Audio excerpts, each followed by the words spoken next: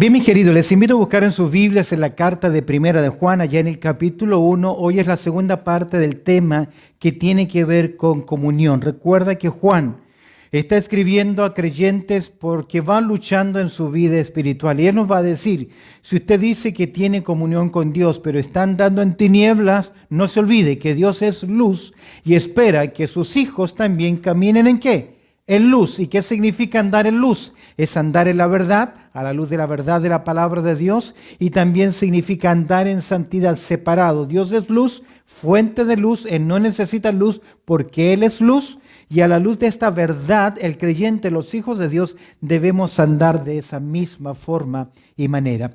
Es interesante el considerar que cuando uno reconoce a Cristo como su Salvador personal, la vida de esa persona debe cambiar. Ahora, en la vida cristiana luchamos y a veces caemos en pecado, y decíamos en el estudio anterior que muchos creyentes pecan, pero al pecar posiblemente es afectada delante de Dios su comunión con Él, pero no es afectada su condición de hijos. Si realmente han recibido a Cristo como su Salvador personal. De ahí que Pablo en 2 Corintios, en el capítulo 13, nos dice, examinaos a vosotros mismos si estáis en la fe. Es decir, mirar en nuestro interior y preguntarnos, ¿realmente soy salvo? Y déjame decirte algo, la evidencia principal del cambio en la vida de una persona es el amor que esa persona tiene hacia los demás. La capacidad de amar, la capacidad de perdonar, el querer estar con el pueblo del Señor. Si uno sigue el estudio en Primera de Juan, nos damos cuenta que Juan nos va a decir que la evidencia que hemos pasado de muerte a vida es que amamos a los hermanos. De ahí entonces que el cristianismo tiene que ver con un estilo de vida. Ahora, es muy posible que muchas personas se acostumbren a un cristianismo ritualista. ¿Qué significa eso? Ir a la iglesia, leer la Biblia, estar con los creyentes y se acabó. Pero a la luz de las Escrituras, el cristianismo tiene que ver con un estilo de vida diferente. Juan nos anima a restaurar, si hay problemas, si hay dificultades, nos ayuda a restaurar nuestra comunión con Dios. Y hoy quiero que veamos cuál es la responsabilidad humana y cuál es la responsabilidad divina cuando el creyente que ha pecado confiesa su pecado delante de Dios. Sabemos que no hay pecado que nos pueda condenar. Romanos capítulo 8, verso 1 dice que ninguna condenación hay para quienes, para los que están en Cristo Jesús. Sin embargo, eso no significa que nuestra vida como creyente es afectada por el pecado en nosotros. A veces no tomamos el peso, la gravedad de lo que esto significa, porque tener acciones religiosas y hábitos religiosos no hacen, no evidencian, no son la señal distintiva de que yo estoy andando en comunión con el Señor. No en vano cuando Pablo escribe a los hermanos en Corinto, en el capítulo 11, Pablo les dice que hay algunos que están débiles, otros enfermos y algunos también duermen. Es decir, Dios ha actuado en disciplina frente a aquellos creyentes que no actúan acorde a los principios de la palabra de Dios. Y de ahí una consulta. Si yo estoy andando, si tengo hábitos pecaminosos prolongados en mi vida, sin ningún cambio y sin la acción divina en su vida, debemos preguntarnos si realmente somos ¿qué? Hijos de Dios. ¿Por qué? Porque Hebreos capítulo 12 dice que el Señor disciplina a los que tiene por hijos. En Apocalipsis 3:19 dice, yo disciplino y castigo a los hijos que amo. Se puede ser celoso y arrepiéntete. De aquí viene entonces la gran bendición que Dios nos ha dado cuando tenemos problemas en la comunión con Dios. Si viviésemos bajo la economía del Antiguo Testamento, bajo la economía de los sacrificios, de las ofrendas, si usted peca, si pecaba usted delante de Dios, tenía que traer una ofrenda, un sacrificio y presentarlo ante el sumo sacerdote, y ese sacrificio servía para restaurar su comunión con Dios.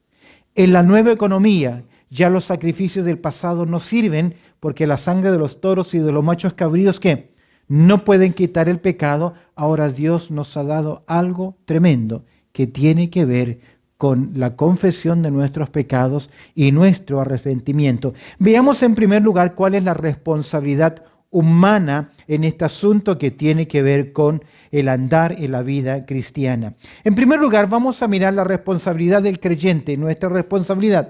Y lo vamos a ver en dos aspectos, un aspecto que es negativo y un aspecto que es positivo. En primer lugar, el aspecto negativo, negar nuestro pecado. Debemos tener cuidado de no negar nuestro pecado. En verso 6 dice, si decimos que tenemos comunión con Él. Juan no identifica a quién. Es universal, puede ser cualquier creyente, ya sea en su contexto o en el día de hoy. Si usted afirma y dice, yo tengo comunión con Dios, significa que está diciendo, yo soy un hijo de Dios. Pero, ¿cuál es el problema? ¿Ves? El sentido negativo, negar nuestro pecado. En primer lugar, vemos en verso 6, mintiendo. Si decimos que tenemos comunión con Él y andamos en tiniebla, andar en tiniebla significa que mi estilo de vida, mi andar, no armoniza con la palabra de Dios. Por lo tanto, yo estoy ¿qué? Mintiendo. Dice Juan, si decimos que tenemos comunión con Él y andamos en tiniebla, bien claro. ¿Qué dice? Mentimos. ¿Y qué es mentir? Decir o afirmar algo que no se es. Y agrega algo que no es cierto, algo que nosotros no somos. Y mentimos y agrega, y no practicamos la verdad. No es suficiente con afirmar la verdad, hay que, de acuerdo a las Escrituras, practicar la verdad. En Juan capítulo 3, verso 21, Jesucristo dijo así, mas el que practica la verdad viene a la luz. Y esto es importante, queridos, porque el cristianismo no son conceptos teóricos, información, verdades, definiciones, versículos que memorizamos, que es bueno, que hay que hacerlo. Pero el cristianismo es un estilo de vida. Y Jesús afirma, mas el que practica la verdad viene a la luz para que sea manifiesto que sus obras son hechas en Dios. En otras palabras, andar en tinieblas significa andar contrario a lo que Dios dice en su palabra. Es por eso que, cuidado, en el aspecto negativo, ¿cuál es nuestra responsabilidad? Debo cuidar de no mentir. Si yo digo que tengo comunión con Dios, que soy un hijo de Dios, que Dios es mi Padre, que he sido lavado por la sangre de Cristo, pero no lo refleja mi estilo de vida, tenga cuidado. Es fácil decir palabras, es fácil hacer afirmaciones verbales. En segundo lugar, y al mirar el verso 8, dice el verso 8 lo siguiente, si decimos que no tenemos pecado, primero está afirmando, yo tengo comunión con Dios, pero realmente ¿qué? Anda en tinieblas. Ahora esta propia persona dice, se engaña, engañándonos a nosotros mismos. Si decimos que no tenemos pecado, nos engañamos a nosotros mismos. Es posible que una persona pueda llegar a este punto en su vida y pensar y decir, yo no tengo pecado. ¿Podemos llegar a ese punto? Este es interesante. Ningún hombre está exento de pecado. Solo Jesús, que es el mediador entre Dios y los hombres, se dice que Él, al que no conoció pecado, pero nosotros ¿qué? Somos tentables, tenemos naturaleza pecaminosa, tenemos una sensualidad, tenemos concupiscencia, pero es posible que alguien diga yo no peco. O a veces decimos yo no peco a la manera de ¿quién? De ellos. Y a veces nosotros clasificamos pecados. Como en el catolicismo a veces se clasifica los pecados de muerte, veniales, etc. A veces nosotros clasificamos también pecado y podemos levantar el dedo acusatorio frente a algunos pecados y con otros ser un poquito más que cariñosos con ellos. Ante los ojos de Dios, ¿hay clasificación de pecado? Pecado es pecado, pero nosotros hacemos diferencia. Condenamos a aquella persona que se equivocó, que pecó, que no actuó bien, que fue licencioso en su vida. Pero a veces nosotros escondemos otro tipo de pecado, como celos, envidias, mezquindad, murmuración, que ante los ojos de Dios, pecado es pecado. Y creemos que no es así. ¿Engañándonos a quién? A nosotros mismos. Si decimos que no tenemos pecado y nos engañamos a nosotros mismos. Y finalmente en el mismo verso 8 vemos, y la verdad no está en nosotros, mostrando que la verdad no está en nosotros. Verdad aquí tiene el sentido de la verdad, de la revelación de la palabra de Dios, la verdad del mensaje. Déjame decirte algo. Juan, cuando escribe su carta, él está escribiendo a una iglesia que estaba siendo bombardeada por este pensamiento. La carne es mala, la mente, lo espiritual, es bueno. Mientras mentalmente tú confías en Dios, no importa lo que hace la carne. Hace años atrás ya murió un líder de una secta muy grande que utilizó por muchos años el multimedia impresionante, lo que ellos hacían. Ellos decían, con la mente servimos a Dios y la carne no importa lo que haga.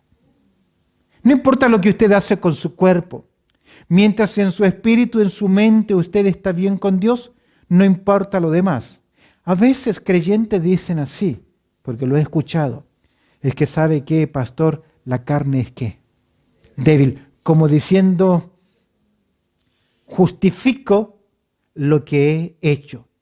Y la verdad no está en nosotros. Mentimos. Mira el verso 10, por favor. Si decimos que no hemos pecado. Wow. La negación de actos concretos de pecado. Una persona que se considera santa por sí misma. Hoy es interesante que hay muchos grupos que hablan de niveles de espiritualidad. Niveles de espiritualidad. Entonces van creciendo en sus niveles y algunos dicen que el creyente tiene que llegar a un punto en su vida, escúchame bien, que ya no peca más. Es contrario porque Jeremías capítulo 17, verso 9 dice que el corazón ¿cómo es?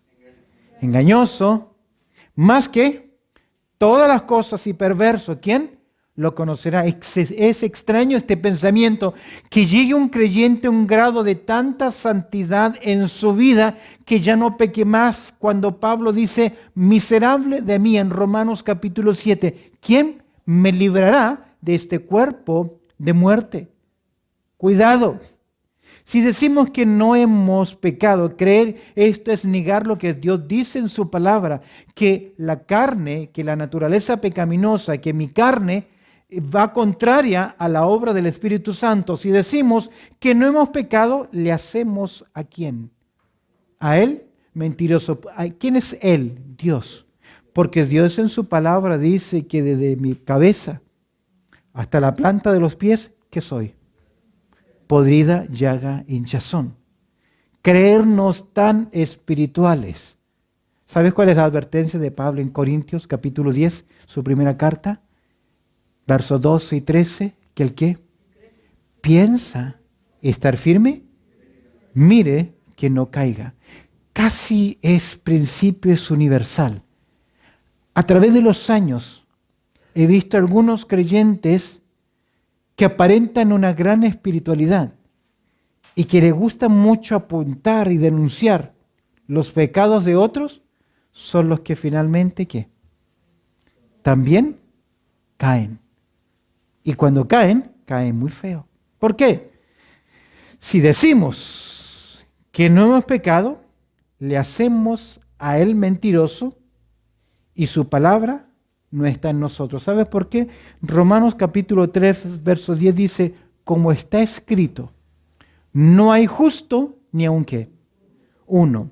Entonces, el primero que vamos viendo acá en la restauración es que debemos tener cuidado con mentir, con engañarnos, con aparentar que estamos en la verdad e insinuar que no tenemos pecado, porque al de ser así, le estamos diciendo a Dios, tú te has ¿qué? Equivocado. ¿Por cuánto tiempo un creyente lucha con su naturaleza pecaminosa? ¿Por cuánto tiempo? ¿Ah? Toda su vida. Toda su vida. Pero yo leo en Romanos capítulo 6 que nuestro viejo hombre fue ¿qué? Crucificado. Y si alguien está crucificado es porque ese alguien está ¿qué? Muerto. Pero mis queridos, escúchenme bien. Mientras más usted y yo buscamos del Señor, más nos damos cuenta de ¿qué? De lo miserable que somos. Creo que creyentes con pocos años y que han estudiado mucho caen en la arrogancia de aparentar que ya están en un nivel espiritual. Pero queridos, la lucha, el cuidado por la vida espiritual no es de 1 año, ni de 2 años, ni de 3, sino que es de ¿qué? Toda la vida. ¿Qué aprendemos del apóstol Pablo en su vida espiritual? Yo golpeo mi cuerpo y lo pongo en servidumbre. Y mira el temor, 1 Corintios capítulo 10, verso 27. Dice Pablo al 29, yo habiendo sido heraldo para otros. La autoridad máxima, ¿sabes cuál es la autoridad máxima en un deporte? En un combate deportivo, ¿quién es la autoridad máxima? El referee, el árbitro. Dice Pablo, siendo yo el árbitro, el que gobernaba el partido, yo mismo venga a ser ¿qué? Eliminado. Ahora, el eliminar para Pablo no tiene que ver con su salvación, sino el dejar de competir, el dejar de servir. ¿Por qué? A veces ocurre con creyentes que su pecado, su soberbia, su falta de reconocer, de arrepentimiento fue tan grande que Dios decide, ¿sabes qué? Yo a esta persona no la puedo ¿qué? Usar más. Aunque tiene dones, tiene capacidades, tiene conocimiento, pero tiene un problema en su vida. Es por eso que en el sentido negativo debemos tener cuidado con nuestra vida pecaminosa. En el sentido positivo, ¿qué hay que hacer cuando sabemos que hemos pecado? Al mirar el verso 9, debemos en primer lugar confesar. Hay que arrepentirse. Dice el versículo, si confesamos nuestros pecados. Tiene que ver en primer lugar, yo no puedo confesar un pecado que no me he arrepentido. Entonces cuando alguien dice, me confieso que he pecado, pero no se arrepiente, ¿qué es? Palabras. A veces nos ocurre a nosotros que solo estamos acostumbrados ¿a qué? A palabras, a decir, sí, me arrepiento, sí, me equivoqué, pero en el fondo, en primer lugar, no hay ningún tipo de arrepentimiento. En Proverbios capítulo 28, verso 13, que es un versículo conocidísimo, Proverbios 28, 13 dice, el que encubre su pecado no prosperará, mas el que los confiese y se aparta alcanzará misericordia. Debemos arrepentirnos de nuestros pecados. Ahora, Dios me salvó y mi salvación es licencia para que yo siga pecando. Pero el Señor nos llamó a libertad, ¿o no? ¿Somos libres? ¿Amén? ¿Somos libres? ¿Para qué? ¿Somos libres para qué? ¿Hacer lo que queramos? No. Hoy usted es libre del poder del pecado para decirle al pecado no más. Para decirle al pecado, ya no estoy bajo tu esclavitud. Ahora tengo la capacidad para decir pecado no más en mi vida, porque yo quiero seguir y obedecer ¿a quién? A Cristo. Perseveraremos en el pecado, dice Pablo en Romanos capítulo 6, verso 1, ¿para qué? Para que la gracia abunde en ninguna manera. En primer lugar hay que arrepentirse. ¿Y qué es arrepentirse? No es un sentimiento. Pablo nos explica en Corintios, la segunda carta, que hay un arrepentimiento que no es para salvación, que no produce cambio, sino que es un remordimiento. Pero hay un arrepentimiento que es obrado por el Espíritu Santo. Si a ti te cachan haciendo algo incorrecto, tú puedes llorar por lo que ocurrió. Pero puedes estar llorando porque te cacharon, te descubrieron. Pero no porque estás, ¿qué? Arrepentido. Ese es remordimiento. El remordimiento es el lamento por lo que hemos hecho. Y puede dolernos el remordimiento. Judas tuvo remordimiento. Pedro tuvo arrepentimiento. Sus acciones fueron completamente ¿qué? Diferentes. Hay que arrepentirse y confesar. No puedo confesar algo que no me arrepiento. Porque a veces nos acostumbramos a decir cosas que le agradan ¿a quién? A los demás. Como padre de adolescente, usted sabe que los adolescentes le dicen cosas a los padres para que los papás queden ¿qué? Contentos, tranquilos. Ellos saben, yo estuve ahí, sé qué decir, o supe qué decir en aquel momento. Pero la confesión es algo más. La confesión, la palabra, significa decir lo mismo con Dios. Es la unión de dos palabras, homo, uno, y legeo, que es hablar o decir. En otras palabras, la palabra confesión significa me pongo del lado de Dios. Y junto con Él digo, lo que yo he hecho no es de su agrado.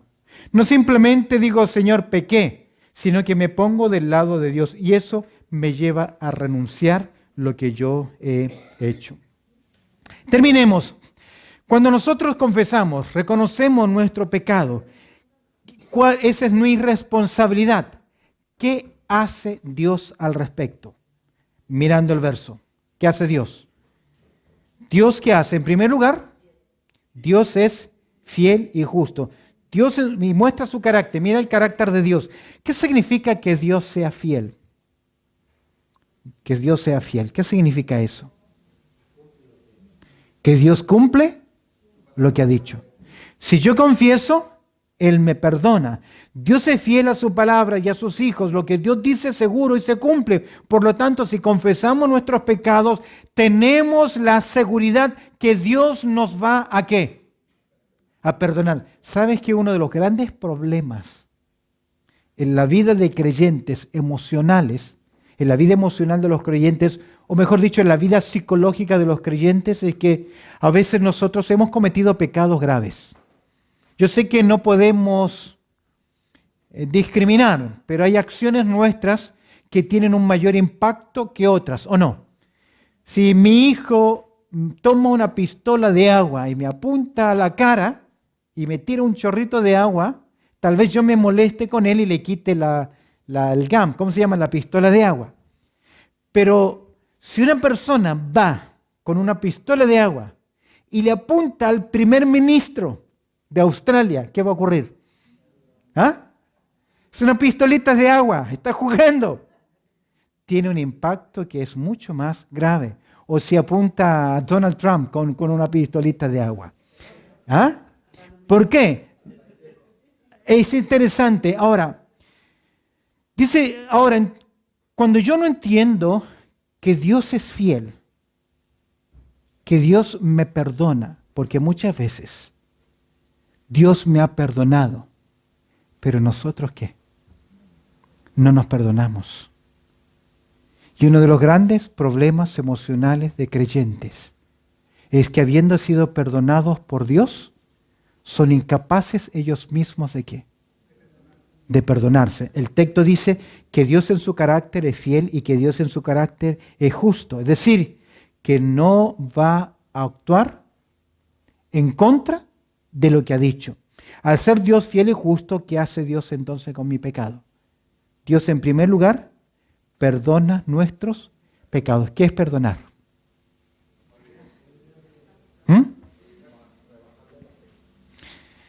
Olvidar, ¿ok? ¿Dios tiene la capacidad de olvidar? ¿Ah? ¿Sí? Ahora, es un lenguaje figurado, porque Dios no puede ¿qué? Olvidar. ¿Qué significa que Dios olvida? Que jamás eso que ocurrió lo vuelve a tomar ¿qué? En cuenta.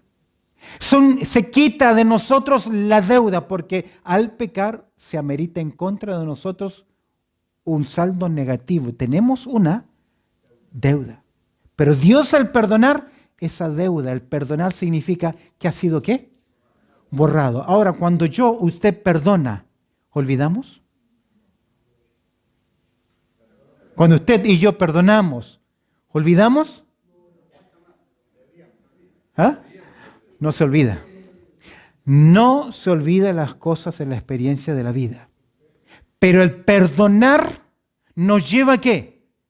Que aunque venga ese recuerdo, hay algo mayor que lo contrasta. Lo he puesto a un lado y no soy esclavo.